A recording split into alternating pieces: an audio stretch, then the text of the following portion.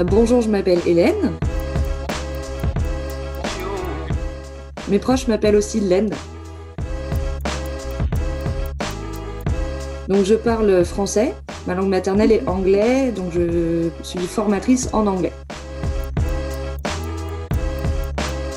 Je viens de la région lyonnaise. Qu'est-ce que j'emmène avec moi? Du fromage. Je vais vous donner une expression en anglais qui est Every cloud has a silver lining. Alors, au départ, moi, je suis opticienne, donc rien à voir avec la formation. Et en fait, j'ai beaucoup voyagé. Donc, je suis partie, j'ai commencé par partir en Inde, après, je suis partie en Australie où je suis restée plusieurs années. Et du coup, pendant que j'étais en Australie, j'ai été formatrice en français avec des adultes et j'ai trouvé ça très chouette.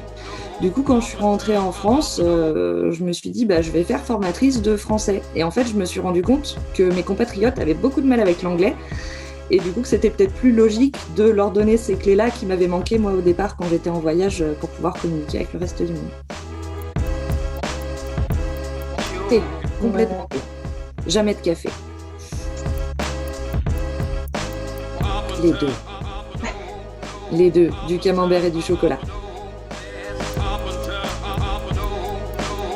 Ah, moi j'aime faire plein de choses. J'aime bien découvrir plein de choses.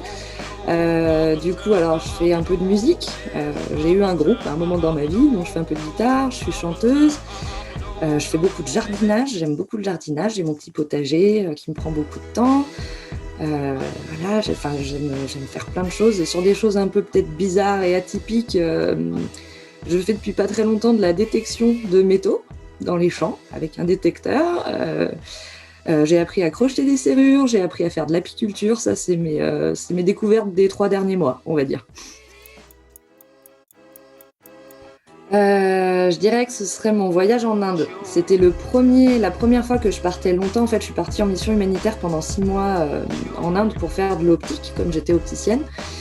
Et en fait, j'avais voyagé un peu en Europe, mais jamais ailleurs. Et du coup, l'Inde, c'est complètement hallucinant, en fait. Je vis à Grenoble en ce moment, donc ça peut vous paraître un peu étrange, parce que je suis entourée de montagnes, j'aime bien les voir, mais après y aller, c'est pas forcément ça. Je préfère largement passer ma journée sur une plage à bronzer au soleil, avec un petit verre de rosé si c'est possible, et là, je suis la plus heureuse du monde.